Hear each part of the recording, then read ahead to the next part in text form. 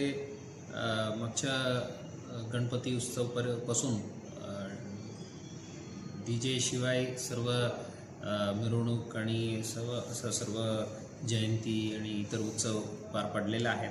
हे परंपरा भविष्यात पण राहील आणि सर्व जे मंडळाचे पदाधिकारी आणि इतर कार्यकर्ते आहे, आपलं सर्वांना आव्हान आहे कुठल्याही प्रकारच्या कायद्याच्या उल्लंघन करून आपलं वर केस होऊन FIR होऊन आपलं भविष्य उद्ध्वस्त होण्याच्या मार्गावर करू नये।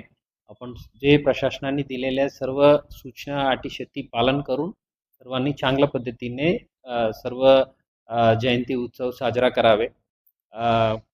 असं कोणी मिसगाईड करून कुठल्याही प्रकारच्या कायद्याच्या उल्लंघन करण्याच्या प्रवृत्ती केलं तर त्यांच्या मागे जाऊन विनाकारण आपलं भविष्य उद्ध्वस्त होऊ द्यायची नाही, हे काळजी घ्यावे। सर्वांना पुन्हा विनंती आहे, प्रशासनाने दिलेल्या सर्व अटी पालन करावे।